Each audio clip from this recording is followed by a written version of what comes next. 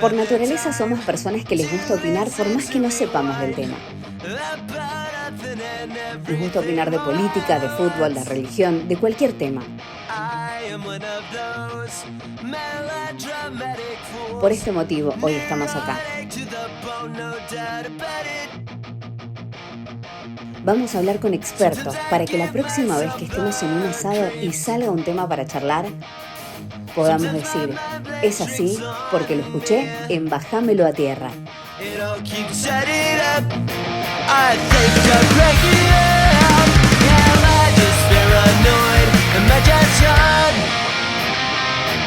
Buenos días, buenas tardes, buenas noches. Bienvenidos a un nuevo episodio de Bajámelo a Tierra. Hoy tenemos el placer de tener con nosotros a Julio Gustavo Bardi, veterano de guerra, que nos va a bajar a tierra lo que fue el conflicto de Malvinas.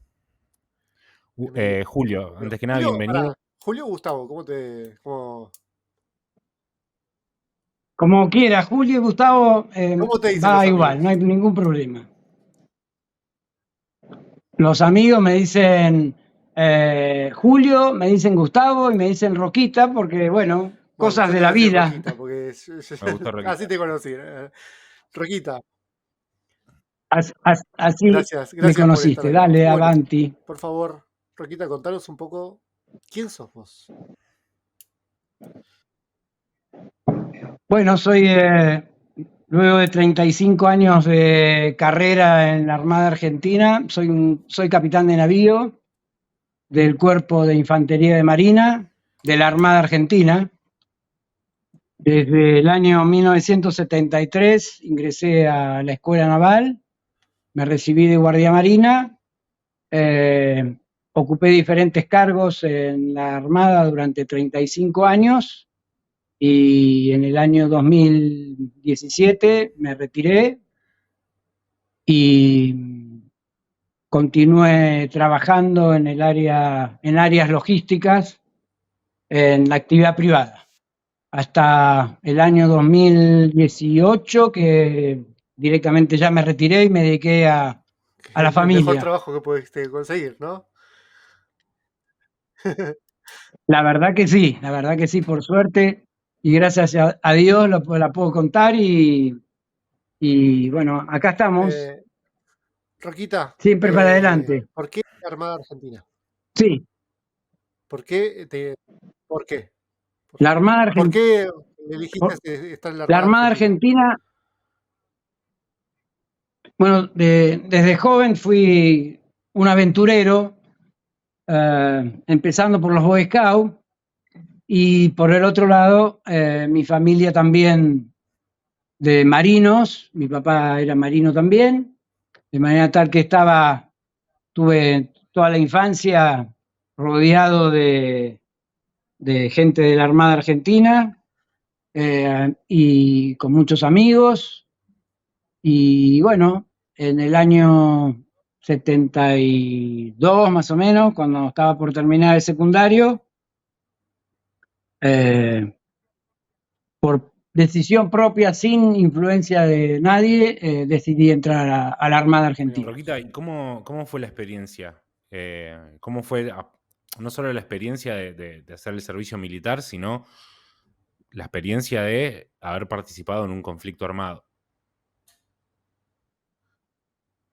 Bueno, les tengo que decir que no era el servicio militar, sino que uno elige una carrera como elige la carrera de médico, de abogado o cualquier otra carrera universitaria, donde uno ingresa a hacer la carrera militar básicamente en la Armada Argentina, en la Escuela Naval Militar, que hoy en día está en Río Santiago, en La Plata, y a partir de ahí, luego de 4 años de intenso estudio y actividad física de todo tipo, uno termina la escuela haciendo el viaje en la fragata Libertad, que en el año 76 nos tocó hacer un viaje maravilloso de 6 meses de duración. ¿Todo el tiempo en alta mar, esos 6 meses? Todo el tiempo en alta mar y por supuesto cada semana, cada 15 días o a veces menos, depende de la ubicación donde estaba la fragata Libertad, amarrábamos en algún puerto del mundo. Así que nos tocó hacer América, Europa, algunos países de África, estar en los 200 aniversarios de los Estados Unidos, que fue una experiencia increíble, con casi 4 millones de personas a la vera del río Hudson, New York. Hudson en New York. Así que fue algo inolvidable. Mirá, y Bueno, una vez que yo elegí el arma o el cuerpo de infantería marina, en la Armada uno puede elegir ser naval, o sea, tripular los barcos, ser aviador naval o ser infante de marina. Así que me encantó ser infante de marina, lo llevaba en la sangre un poco por mi viejo y otro por mí mismo, era lo que me gustaba. Y bueno, así me recibí en el año 77 y a partir de ahí estuve destinado en unidades de infantería marina. En aquella época nos tocó ya de entrada de pichones, tuvimos el conflicto con la República Hermana de Chile, y ahí estuvimos cerca de entrar en conflicto. Así que bueno, eso de alguna manera también nos ayudó para estar más preparados para enfrentar lo que nos pasó a todos los argentinos. De repente, el 2 de abril de 1982, la Argentina recuperó las Islas Malvinas y las Georgias. Así que bueno, a partir de ahí, o antes de eso, tuve la suerte de poder casarme, de tener un hijo y bueno, estaba destinado en una unidad, se puede decir, que se llamaba la Fuerza de Apoyo Anfibio. Esta era una fuerza que estaba integrada por 8 unidades de apoyo a las unidades de infantería de marina, es decir, a las unidades de primera línea.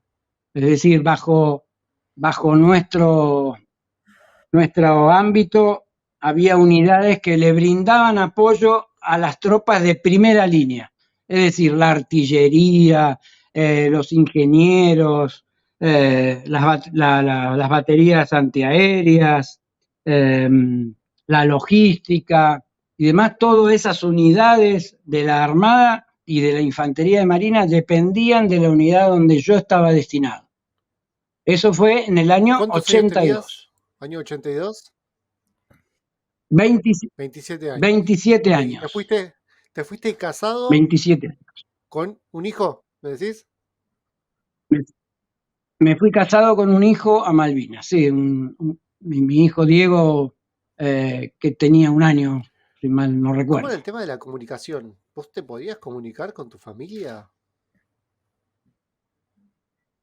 Bueno, en el caso mío, por el puesto que ocupé allá en Puerto Argentino, que todavía no les dije, sí, de vez en cuando podíamos comunicarnos, por supuesto, por Radio Pacheco. En ese momento no existía en todo lo que conocen un los horario. pibes hoy, Wi-Fi, internet, No videollamadas. no existía nada de todo eso. La única comunicación era por radio, a través de Radio Pacheco, que en esa época, bueno, era la radio que se utilizaba para poder comunicarse, sobre todo con la gente que estaba en la Antártida, en diferentes lugares del país y demás. Nos comunicábamos por radio para hablar con nuestras familias o para resolver problemas y demás a través de esa radio famosa, y que nos ayudó un montón para estar un poquito más cerca de la familia y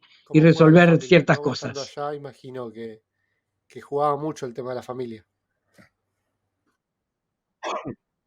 Sí, por supuesto. Por supuesto que habré hablado, no creo que más de 2 o 3 veces nada más, porque éramos 10.000 los que estábamos en las islas y había que anotarse en una lista, así que cuando te tocaba, con suerte, podías hablar 2 minutos para decir hola, ¿qué tal? ¿Cómo les va? Estoy vivo, les mando un Claro, beso era y a un seguir telegrama adelante. prácticamente. Casi Nico, les diría que sí. Mira, Sí, yo sí, tengo, sí. tengo un compañero de trabajo que estudia historia, entonces cuando me comentó Luqui de que te íbamos a hacer la entrevista, le pedí si él tenía ganas de que me pase una pregunta, que le mando un saludo a Fer, gracias por la pregunta. ¿Te molesta, Julio, si te leo lo que me mandó? Me parece que está interesante. No, Bien, él faltaba lo que me más, pregunta adelante. es específicamente por la banalidad de la guerra, el hecho de haber dado la vida por, y lo pone entre comillas, por la patria. O sea, ¿qué es para vos la patria? ¿Cómo lo sentís eso? El hecho de haber puesto tu vida en riesgo por esto tan abstracto que nosotros llamamos patria. Bueno, en mi caso en particular, por ser oficial, ¿no es cierto? Yo desde el momento que ingresé a la Armada, la tenía súper clara. Mi vida estaba dedicada a mi patria. Y la siento así al día de hoy hasta que me muera. Es decir, sirvo a mi patria en todo lo que puedo desde ese primer día que ingresé a las Fuerzas Y me Armadas imagino que Argentinas. también por haber tenido familia militar es algo que lo has mamado desde chico, digamos, que fue inculcado de tus padres. Sí, sí, sí, pero particularmente mi padre no influyó nunca laburaba todo el día, básicamente lo veía los fines de semana con suerte, así que él influyó muy poco en mí, básicamente fue una decisión personal mía y bueno, así lo hice y así lo vengo haciendo y así lo haré hasta que ¿Y tuviste Dios lo algún diga. episodio donde realmente sentiste que tu vida estaba en riesgo? Entiendo que debe haber pasado varios, por lo poco que entiendo, pero algo que recuerdes que te hizo saltar a la realidad y decir, che, estoy acá, estoy en medio de un conflicto armado, y las decisiones que tomo pueden ser de vida o muerte. Sí, sí, por supuesto. No, tal vez muchas veces, como si hubo muchos otros que tuvieron la suerte o estaban en el lugar indicado en el momento que los ingleses, sobre todo, atacaron Puerto Argentino o en el lugar donde estaban, básicamente. Pero eh, puedo contarles que el momento, digamos, más crítico que viví, es medio una anécdota.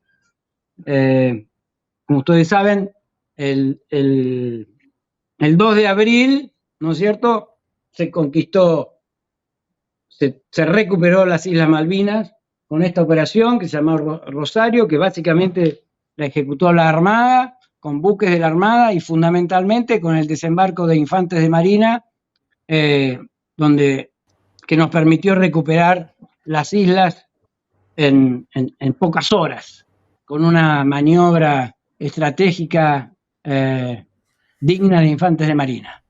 Pero bueno, volviendo a lo que me preguntaste, yo llegué a las islas el 6 de abril y a lo largo de todo ese tiempo, por el puesto que ocupaba, tenía la responsabilidad en la logística y en la seguridad del personal que estaba conmigo.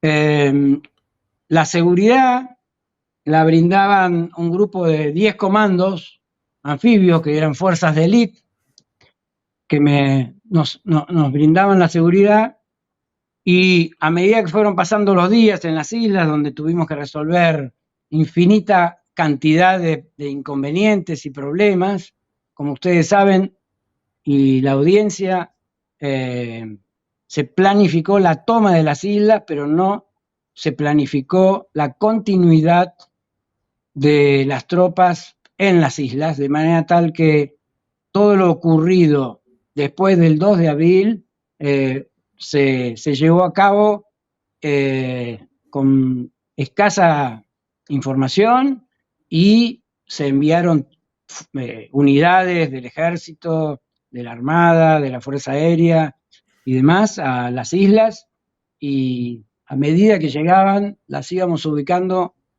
como podíamos, sobre todo las autoridades superiores, que eran los generales y demás los que estaban a cargo en aquel momento. Pero bueno, a medida que fueron pasando los días, la flota inglesa se fue acercando a las islas y se estableció una zona de seguridad por parte de exclusión por parte de los ingleses, que nos bloquearon todos los accesos a las islas, y así todo nosotros teníamos, por la habilidad de nuestros pilotos y de la Marina y demás, teníamos escaso tiempo de superioridad en la zona. Así llegó el 1 de mayo, donde los que estuvimos ahí en la zona de Puerto Argentino, sufrimos el primer ataque con aviones Vulcan ingleses y Harriers. Ese día yo no estaba en Puerto Argentino. El día anterior, mi comandante, mi jefe, me había mandado a hacer un censo a una estancia que estaba a 80 millas al noroeste de Puerto Argentino. De manera tal que el 1 de mayo yo escuché las bombas. Perdón que te interrumpa, estás a 80 millas y se escuchaban las bombas. Se escuchaban las bombas, sí. Increíblemente, muy poquito se escucharon. Y como estaba en una estancia donde había ingleses, que habíamos ido a censar, censar significaba ir a ver quién habitaba en la estancia y requisarles, de ser necesario, armas o equipos de comunicaciones, porque había un gran porcentaje de pobladores en las islas que habían estado en las Fuerzas Armadas inglesas, y tuvimos que recorrer la mayoría de esas estancias para evitar que ellos se comuniquen entre sí y que le pasen información a los ingleses. De manera tal que fue una de las tareas que tuve que hacer con amabilidad y sin provocar ningún tipo de daño ni nada. Realizamos esa tarea ese 30 de abril, y el 1 de mayo un helicóptero debería haberme ido a buscar. Pero ante el ataque en Puerto Argentino, eso no ocurrió.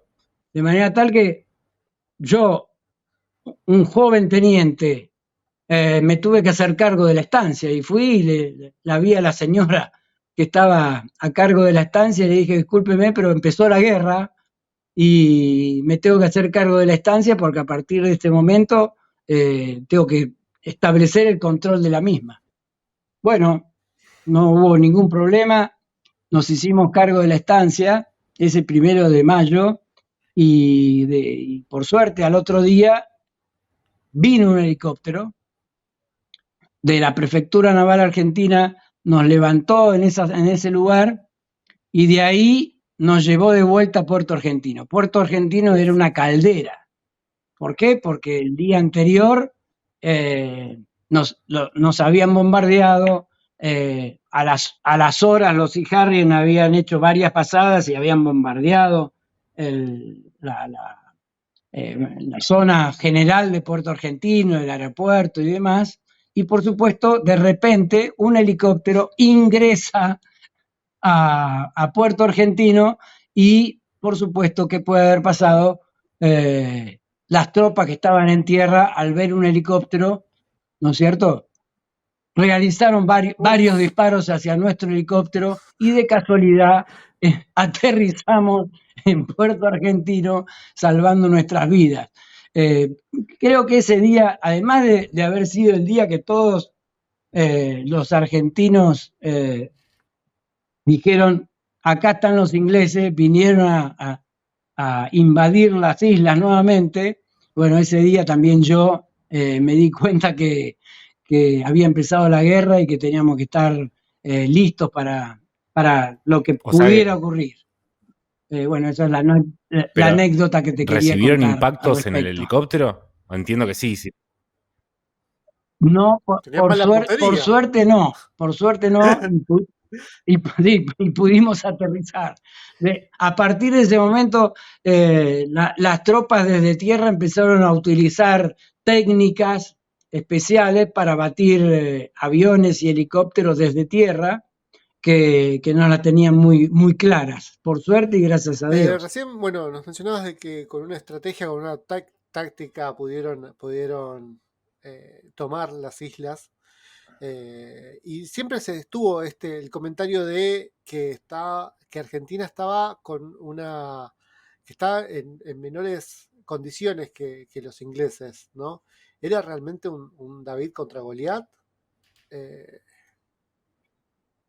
En algunos aspectos sí, en otros aspectos no tanto, porque dependía también de la fuerza, ¿no es cierto? Ya sea ejército, con lo que vos me das a entender es que o armada. Por ahí estaban con algo más avanzado a nivel táctico, o sea, con tecnológico. Pero si que no sabes usar esas cosas, obviamente que no vas a poder. Argentina por ahí era un poco más inteligente, ya que sabían planificar mejor, por lo que vos me contás, ¿no? ¿Puede ser?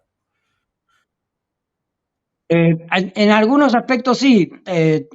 Tuvimos la suerte, básicamente, y tal vez vaya a saber, pero el conflicto previo con Chile había de alguna manera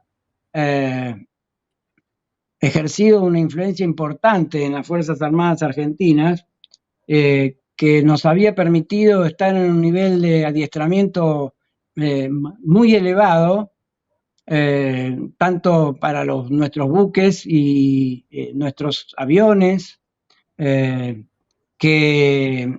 esto creo que ayudó bastante en las operaciones posteriores en Puerto Argentino y en las islas,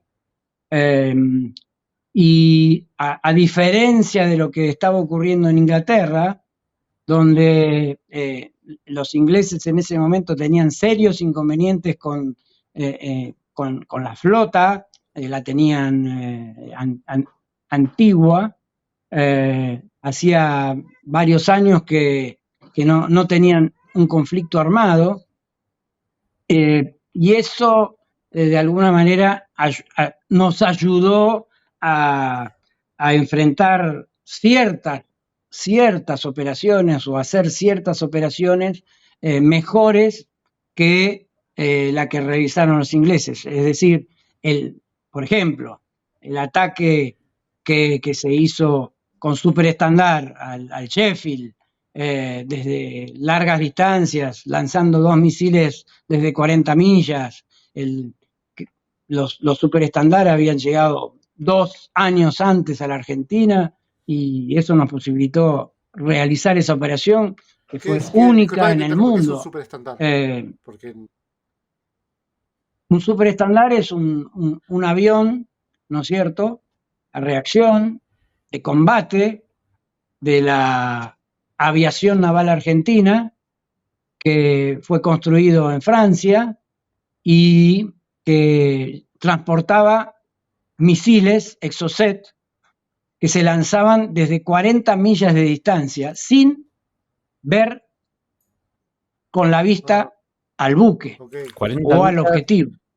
Es decir, que vos lanzabas el misil y te ibas. y el misil avanzaba durante 40 millas hasta el objetivo. El piloto del avión, desde su radar, veía el punto a 40 millas y lanzaba el misil sin saber si era un buque grande o un buque chico. Estaba ahí, pero no sabía si era lo que se podía encontrar.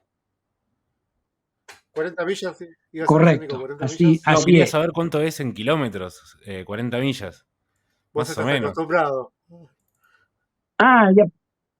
Aproximadamente 30 kilómetros más o menos, así que no, para que veas la distancia, ¿no? Pero bueno, posteriormente teníamos 5 misiles. ¿Los aviones nada más. estás diciendo? ¿Tenían 5 misiles? Sí. De los super estándar. La Argentina tenía 5 aviones y 5 misiles. Y bueno, ¿qué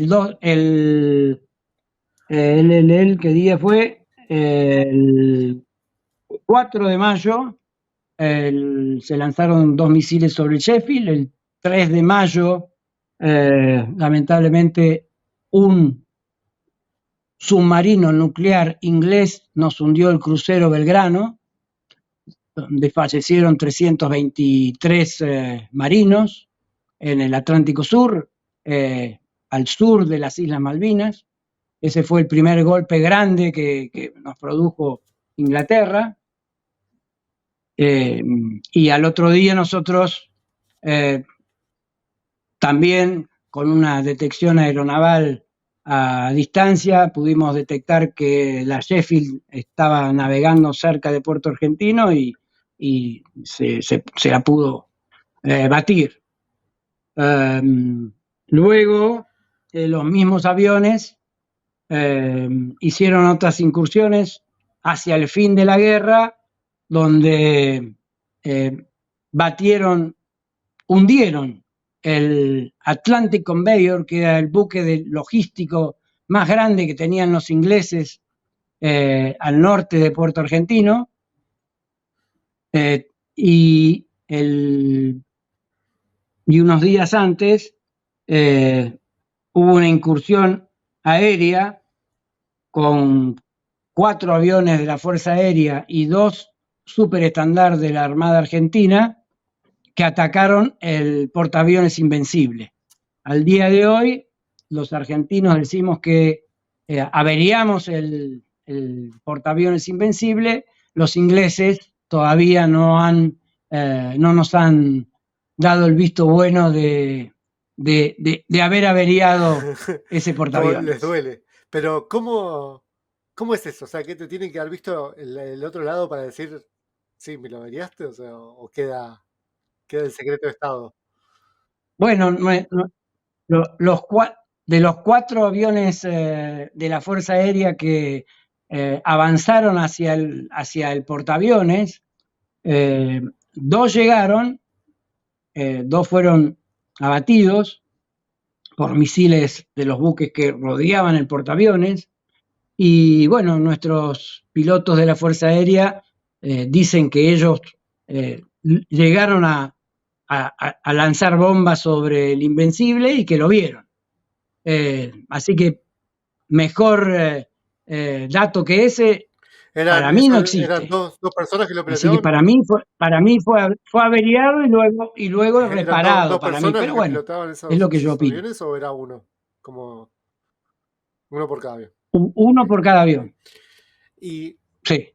A ver, uno estando en la guerra, no sé cómo será, ¿no? Obviamente nunca estuve en un conflicto bélico, pero ¿cómo es el tema de vos te enterás de que sucede eso, ¿no? De que se averió, que dieron con un objetivo, dieron el blanco que estaban viendo a lo lejos?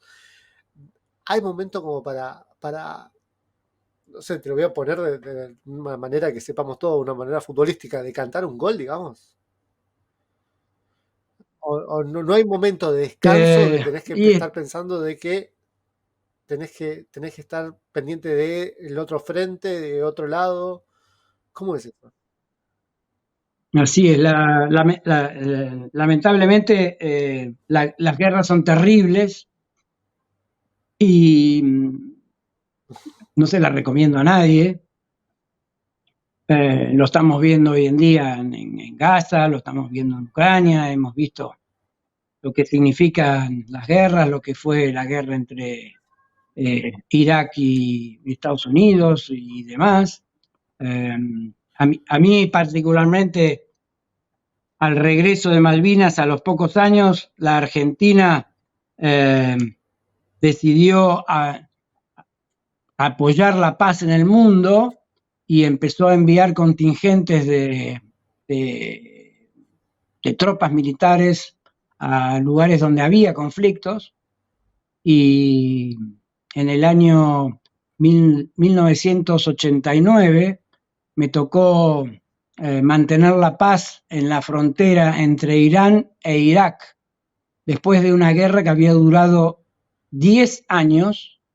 Estuve en el Shat el Arab, es decir, en la confluencia del Tigris y el Éufrates, en pleno desierto donde nació la civilización, allá en Babilonia, y fue, bueno, una experiencia increíble.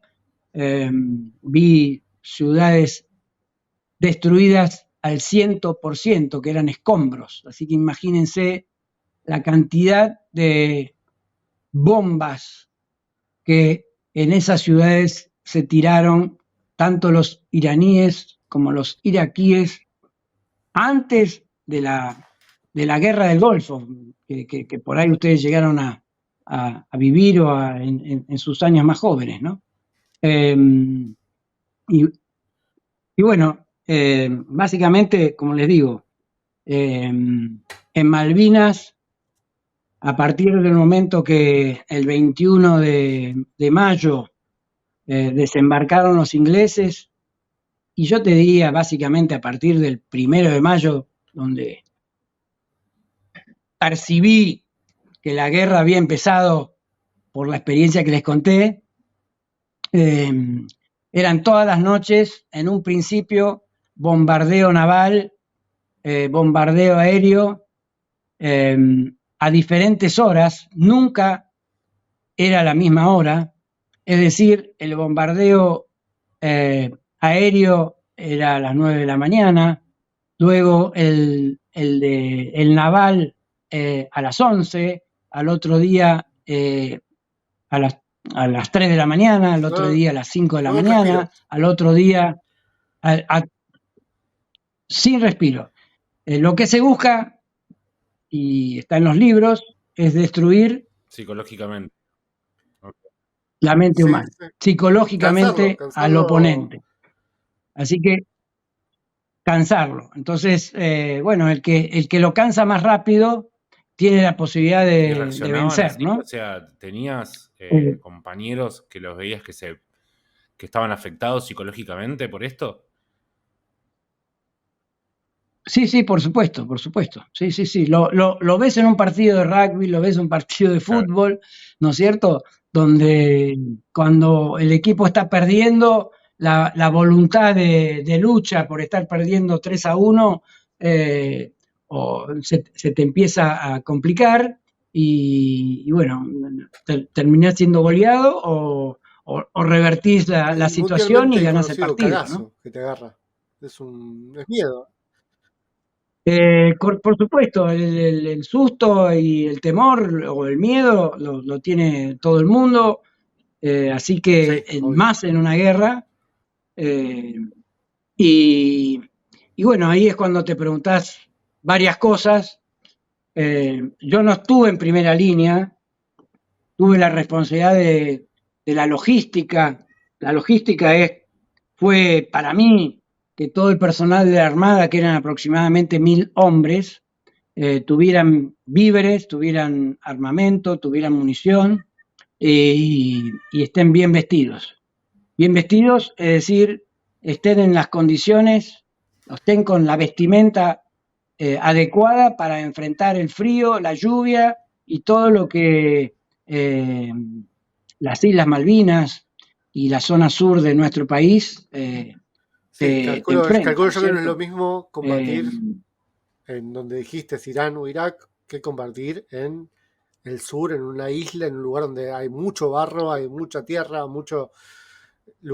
terreno que no es firme, y el frío. El frío calculo yo que fue lo peor. Así es. La turba malvinera, como se la llama, son unas islas peladas como en nuestra Patagonia, ¿no es cierto? El primer día cuando llegué había 120 kilómetros de viento, y eso que era abril. Imagínense, posteriormente continuaron los vientos que te pegaban en la cara, las piedras. La turba malvinera se empezó a negar porque empieza a llover, te empezás a hundir. El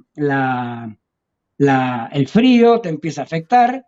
De hecho, el frío y el agua afectan mucho a las personas, y nosotros estábamos en una posición defensiva y sin posibilidad de ejercer la ofensiva. ¿Por qué? Porque no había vehículos adecuados para circular en terrenos que eran anegadizos, y tampoco teníamos la movilidad necesaria con helicópteros adecuados. Teníamos, pero no alcanzaban para mover grandes unidades y enfrentar a los ingleses, especialmente cuando desembarcaron. Si hubiéramos tenido, 40 helicópteros el 21 de mayo para enfrentar a los ingleses en San Carlos, que estábamos a más o menos 120 millas de San Carlos desde Puerto Argentino, eso podría haber ocurrido, pero fue imposible. De hecho, el primer objetivo que los ingleses destruyeron en Puerto Argentino fue nuestros helicópteros. Es decir, a lo largo del tiempo, desde el 1 de mayo hasta el 21 de mayo y posteriormente hasta el 19, hasta el 14 de junio que terminó la guerra, hicieron todo lo posible para destruir todos nuestros medios aéreos en las islas, especialmente los helicópteros. Y ellos ¿qué hicieron? Aprovecharon los helicópteros que habían llevado en los buques y los usaron para mover sus tropas. Es mucha. Es decir, llegaron casi a Puerto Argentino, un 50% de las tropas llegaron en helicóptero, el otro 50% debieron ir caminando. ¿Por qué? Porque hubo un ataque aéreo por parte de la Fuerza Aérea unos días antes ahora no me acuerdo exactamente la fecha, pero creo que era cerca del 30 de mayo, una cosa así, por ahí. Hubo un ataque de la Fuerza Aérea Argentina que les destruyó, les hundió 2 buques de desembarco ingleses, y ello les produjo grandes bajas en el área de logística y de helicópteros, además de que nosotros le hundimos el Atlantic Conveyor con nuestro superestandar, donde había varios helicópteros Chinook y de gran porte que les iban a servir para mover las tropas y la logística hacia Puerto Argentino. Por ello, ello llevó a que una parte de las tropas del ejército inglés debiera llegar a Puerto Argentino caminando. La estrategia estaba justamente en hundirle los buques para que no tengan manera de moverse ni de buscar los helicópteros. Claro, era como adelantarse al paso que tenían para la escapatoria, digamos, o para sentirse seguros ellos. Ahora, a mí me asombra mucho el tema de cómo te acordás las fechas. Las fechas, a mí, te lo voy a comparar con algo muy tonto tal vez, pero a mí mi jefa me llega a preguntar, Lucas, ¿cuándo me mandaste el mail que te pedí? Y yo la verdad no me acuerdo la fecha. No, si no lo busco. Tenés una memoria increíble para las fechas y lo importante que son las fechas para vos. Bueno, no sé si tengo tanta memoria, pero sí tuve la suerte de recuperar mi diario de guerra. Un machete ahí abajo. Un machete. Casi no lo miro, pero les muestro que así con esta letrita Eso chiquitita, es una reliquia. ¿no es Una cierto? reliquia es eso. Todos los Hablando de días. algo histórico.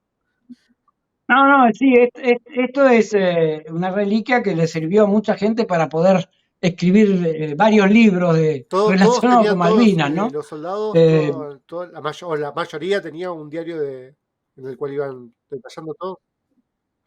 Algunos tenían y registraban en las cartas y en algún papel lo que vivían, ¿no es cierto? No muchos, pero una gran mayoría, digamos, no pudo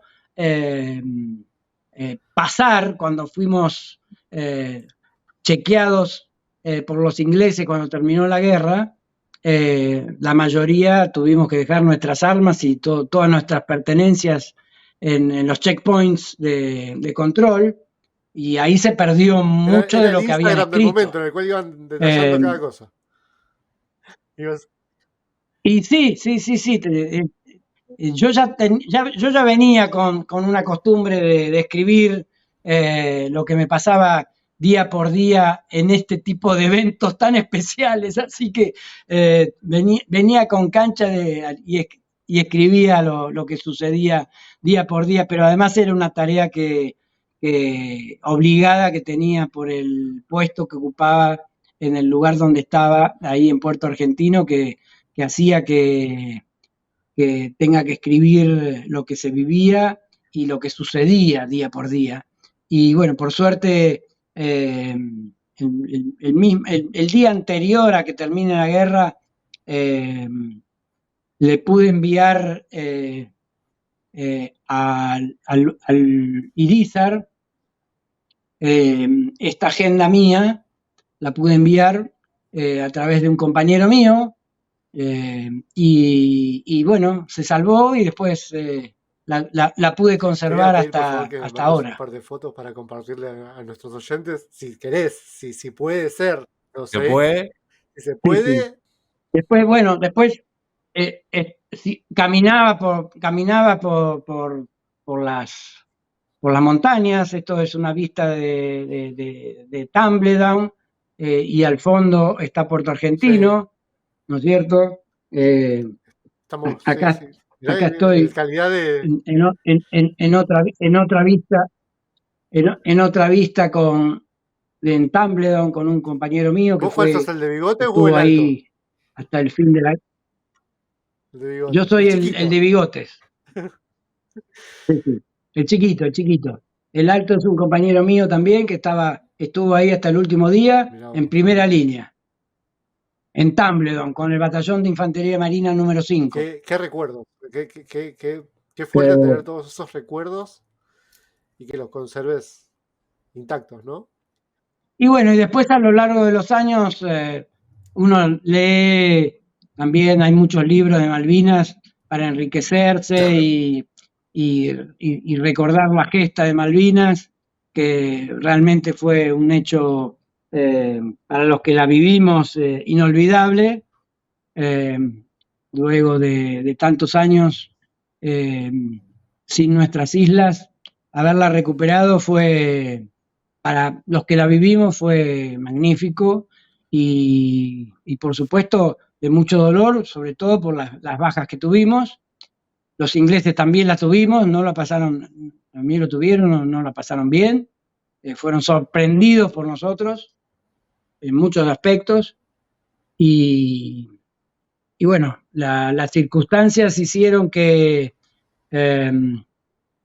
después lo estudié porque yo era un joven teniente, pero a medida que pasan los años, los oficiales hacen diferentes escuelas y ahí aprenden mucho sobre estrategia operacional y demás. Y bueno, ahí básicamente uno aprende que cuando tenés la superioridad aérea, la superioridad naval y la superioridad terrestre, es muy difícil que puedas ganar una guerra. Y es lo que ocurrió a lo largo de los 74 días de conflicto, donde en algunos momentos tuvimos esa superioridad básicamente los primeros días, y luego, a medida que la fuerza inglesa, con todos sus buques y la aviación rodeó las islas,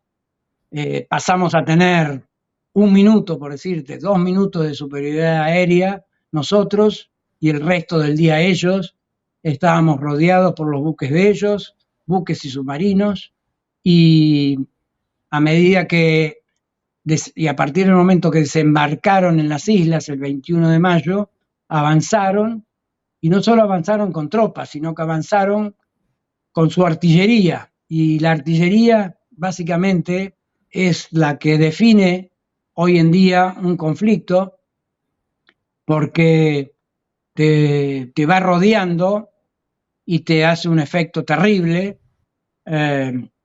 En particular, en general, recibíamos los últimos días fuego naval a cualquier hora, como les dije, y cada vez más cerca y sobre las posiciones, y a medida que se aproximaba el fin de la guerra, la artillería inglesa y la nuestra, que le hacía la contrabatería, pero no fue suficiente. Los cañones de ellos tenían más distancia que la nuestra, es decir, que ellos podían afectar más a nuestra primera línea y demás, porque sus proyectiles llegaban antes que los nuestros. Y bueno, en los últimos días recibíamos, te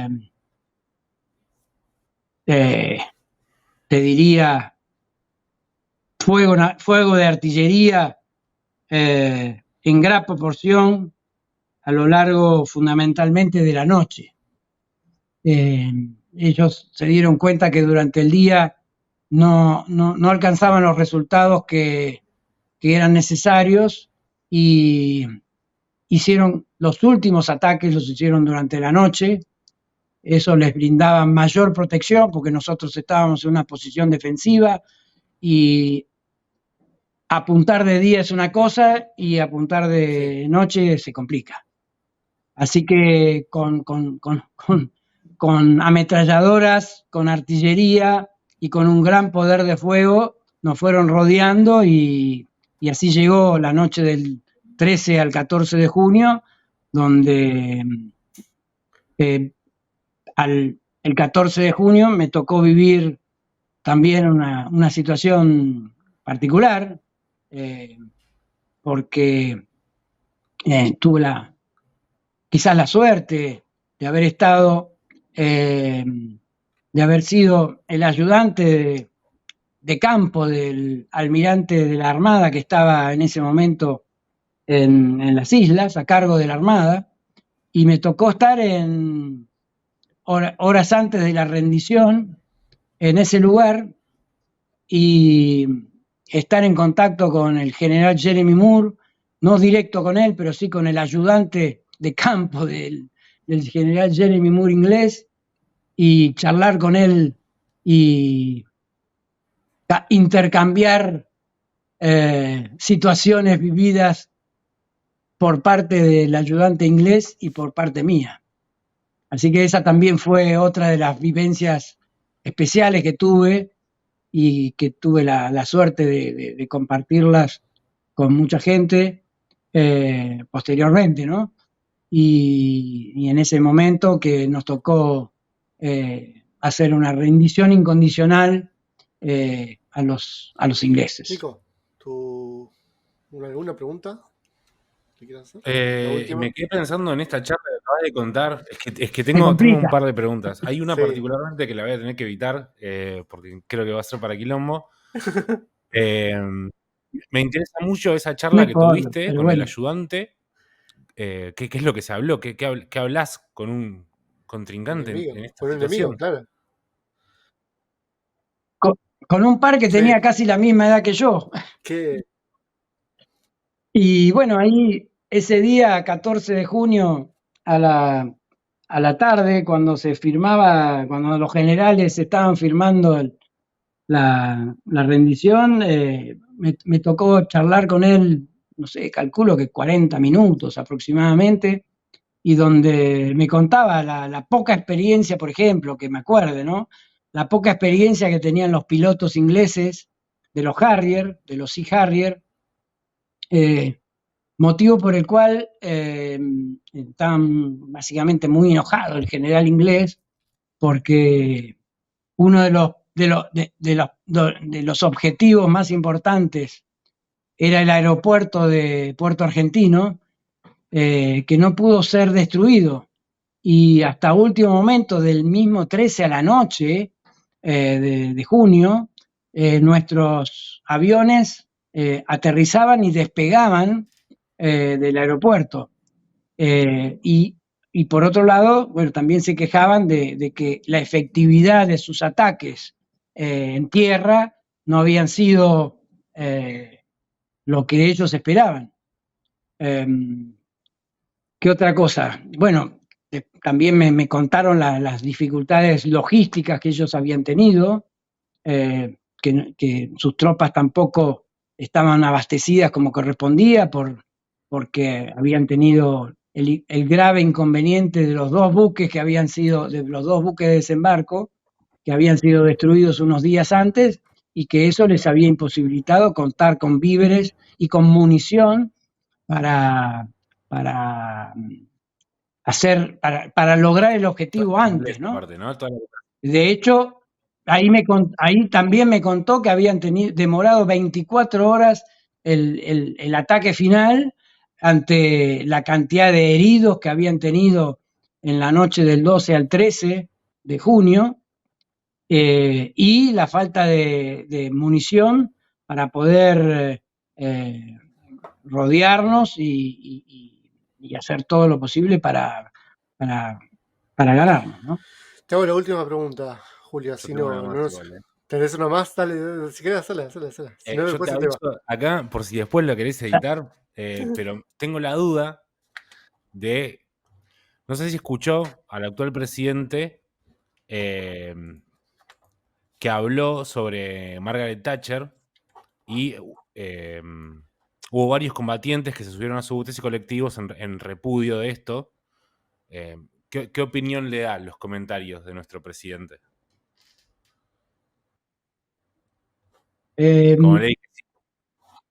Nuestro presidente fue elegido por el pueblo argentino, y así como hoy me están dando la posibilidad de contar lo que yo cuento, creo que él también puede dar sus opiniones al respecto. Y entiendo que la Dama de Hierro, como se la llamaba en esa época, era muy débil en la previa de la Guerra de Malvinas. Se la llamó Dama de Hierro a partir de la Guerra de Malvinas, porque no cedió en su afán por reconquistar o invadir nuevamente las Islas Malvinas. Y yo creo que él toma esa energía que tenía esa Dama de Hierro para que hoy los argentinos nos demos cuenta que tenemos un gran país, una Argentina que es inmensa, que tiene de todo, y que los argentinos de bien tenemos la posibilidad de que nuestro país sea reconocido en todo el mundo. Y para que nuestro país sea reconocido en todo el mundo, tenemos que trabajar, tenemos que dedicarle tiempo, tenemos que quebrar muchas injusticias que hay, que han llevado a la pobreza a la Argentina, un país que nos da todo, que tiene todo. Desde chico me enseñaron a usar la pala y a tener mis choclos, mis tomates y mi lechuga en mi jardín. Y de hecho lo hago hoy con el poco jardín que tengo en mi casa, y he sentido lo que son las llagas en las manos. Y bueno, eso creo que es un poco lo que el presidente Milei nos está orientando hacia ese país que se hizo grande allá por el 1900 y los inmigrantes, nuestros padres, nuestros abuelos, con su esfuerzo, pudieron cavar zanjas en Mendoza para tener el vino que tenemos hoy, avanzar con el crecimiento, con los ferrocarriles. Teníamos ferrocarriles en todo el país para mover nuestro trigo de una punta a la otra y hacia el exterior.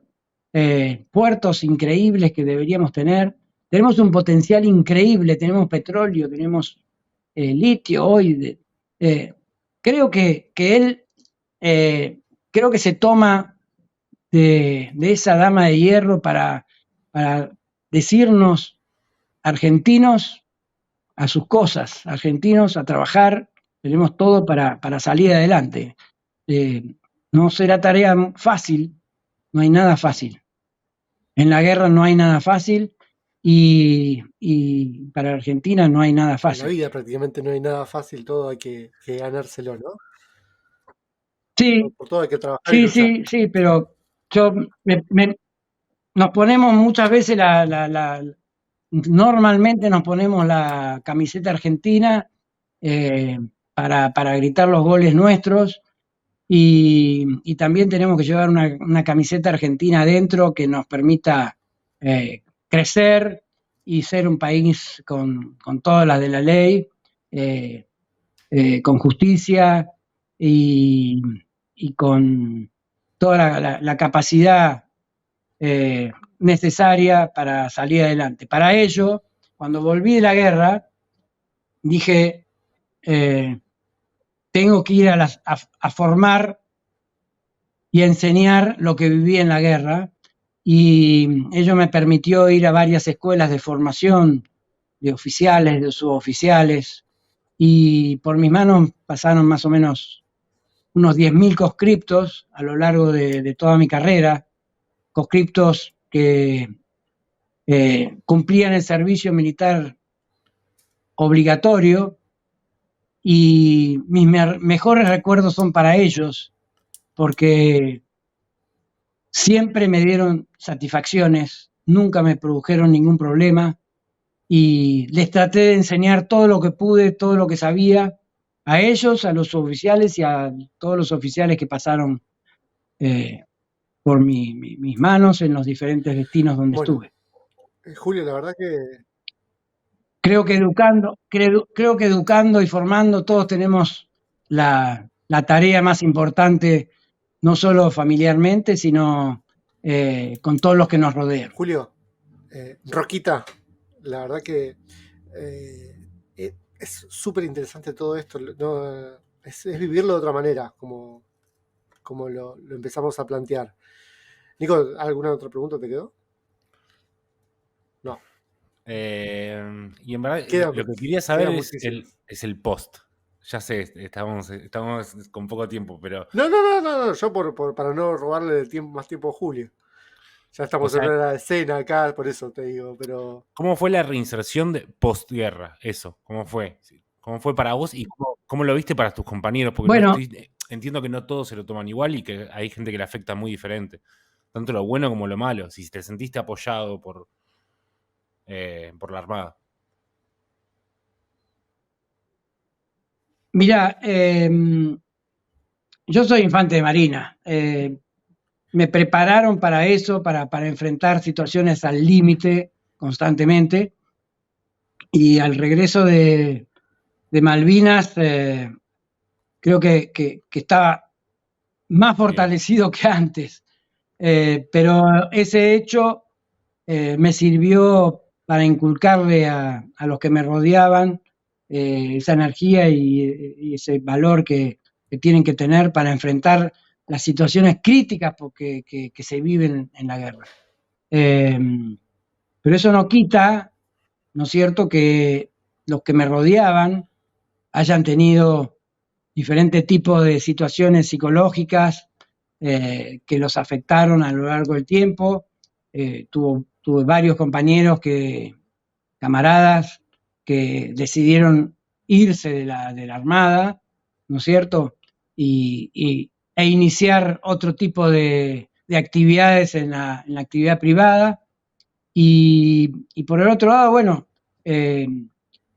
como ustedes saben, en ese momento, en aquellos días, los soldados, los conscriptos, los colimbas, como se los llamaban, ingresaban por un año y medio a las Fuerzas Armadas y luego se iban de baja. ¿Y qué es lo que pasó? Terminó la guerra y muchos de esos soldados conscriptos fueron dados de baja. Es decir, volvieron a su pueblo natal y durante 20, 25 años los gobiernos no se acordaron de ellos.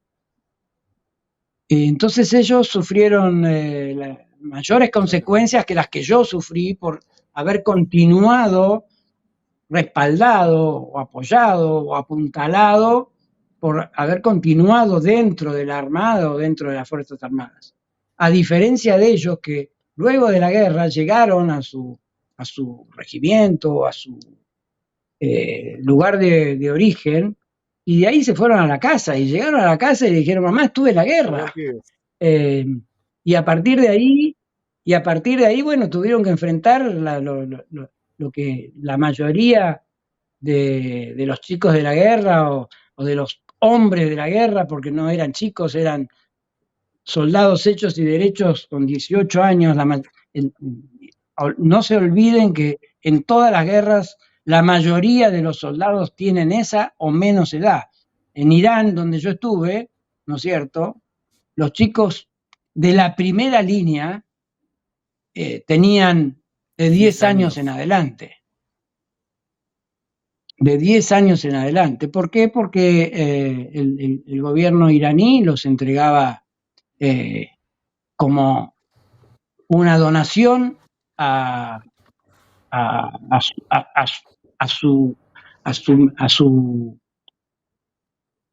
es muy difícil contarlo, pero bueno, los ponían en primera línea y a medida que las tropas regulares avanzaban, las tropas regulares pasaban por arriba de los mártires de la guerra, ¿no es cierto? Así murieron 1 millón de personas que nadie se acuerda en la guerra entre Irán e Irak.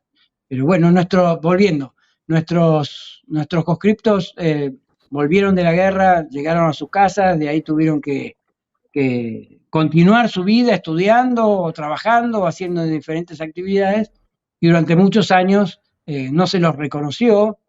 Y bueno, eso es lo que a lo largo del tiempo, con diferentes gobiernos, se ha ido recuperando, y hoy en día creo que el 95% de los veteranos de guerra están reconocidos en toda la Argentina. De hecho, yo integro, y acá tengo el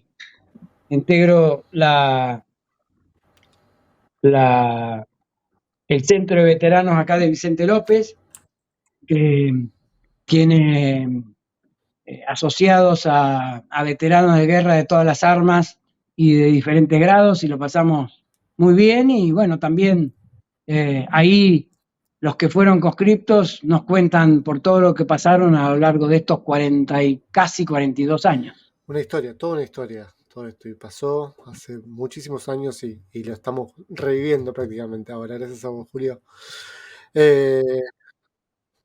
Así es muy bueno lo que están haciendo y me alegro que lo hagan. Los insto a que lo sigan haciendo, así nos vamos bajando a tierra todos. Es clave, hay que tocar la tierra y darse cuenta de lo que vale. Te voy a agradecer, pero no solo por el podcast, sino también por haber dado tu vida por nuestra patria. Muchísimas gracias por eso, Julio. Y nada, seguramente vamos a tener mucha más información en las redes tuya. Por favor, quiero las fotos de ese diario porque tengo muchas ganas. Sí. Bueno, cómo no, te las voy a mandar. Básicamente les cuento que yo no fui un héroe. Héroes fueron los 640 9 que quedaron en las islas, y estos son los verdaderos héroes, que entregaron su vida con honor y coraje por la nación argentina. Y ellos son los que hay que recordar siempre y valorar su dedicación y su vida por la patria, ¿no? Muchísimas gracias, Julio. No, de nada, no hay por qué. Lucas, Nico, les mando un fuerte abrazo y estoy en contacto con ustedes, Julio, para cuando quieran. Adiós. De nada. Todo el mundo tiene su factor de poder. Yo quiero también. Yo quiero también. Nada me dejó la patria. Me fui quedando a un lado. Estoy harto de vivir para sobrevivir. Y usted ahora me pregunta ¿en qué me estoy quejando? Y yo, ¿qué puedo decir? Soy del 2 de abril. Soy del 2 de abril. Soy del 2 de abril. Soy del 2 de abril. De tener con nosotros a Julio Gustavo Bardi. Mirá que me dijiste, como te diga. Veterano de guerra. Perdón. Vamos a vuelta. Julio. Bueno, dale, vámonos.